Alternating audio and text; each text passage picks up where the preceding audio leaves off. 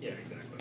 Tex recently came out. He said he was going to be maybe bunt for a couple base hits because he's the major shift, and I don't think he'll ever bunt. Yeah,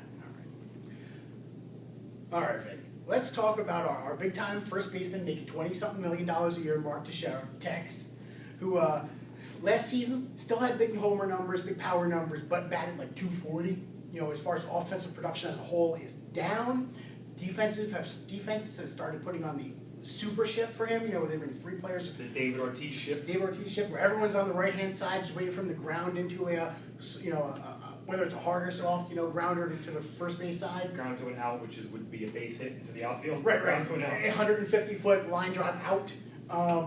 That's fine. But Tex has now said, look, hey, you know what? I'm wise. I'm not above it. I'm all right. I'll take my singles where I can get. And he's saying he's going to start pushing some, bunting a couple towards third base. Will this happen more than 0 times this season? Okay, I'm going to say the over on 0, over-under on 0 can't go out. Okay, the over-under on 1. On 1, how about, okay, 1. 1. I'm going to give it the over, but not past game number 20. Okay. So I think he'll do it a couple of times. Right. He'll fail at it. He'll look dumb doing it, and then he will not bunt past game 20. That's probably fair to say. Okay, I'll give it over the over-under of 1/2, which could be the lowest you guys can go. So he will try to do it one time. I will go as this, though. I will put the other over-under of 1/2 on, is he able to make any bunts that stay fair? 0. Yeah, 0. So forget the fact, are any going to be a hit? Right. All right, will any even be in play? Right. No. Fair territory. No, because if he is able to make contact with it, it'll either hit above or below the bat and do one of those like where it just flies up behind him, or down on the ground, or just somewhere down the line, because he can't direct it. He's not actually taking spring training time to learn how to bunt down the third base line. I'll say that in the bowels of the spring training facility, he's probably taking some bunts. You really think away from the cameras? Okay.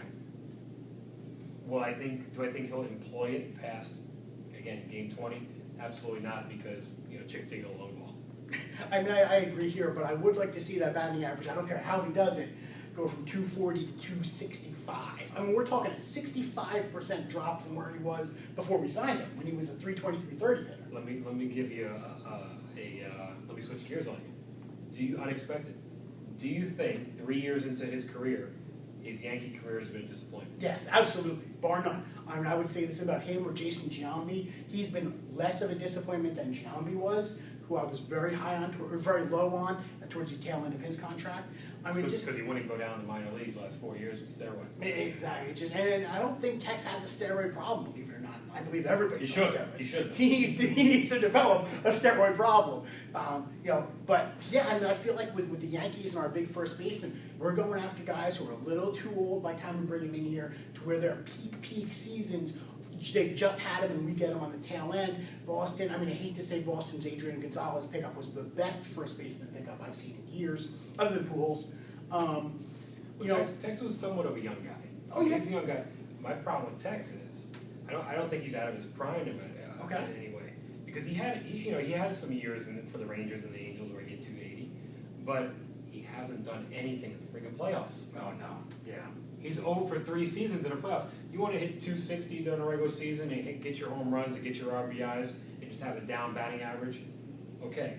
But he has been terrible in 3 postseasons. And that's really hurt us. I mean, really hurt us. And he got a free championship. He got a free championship ring from guys like riding A-Rod's back.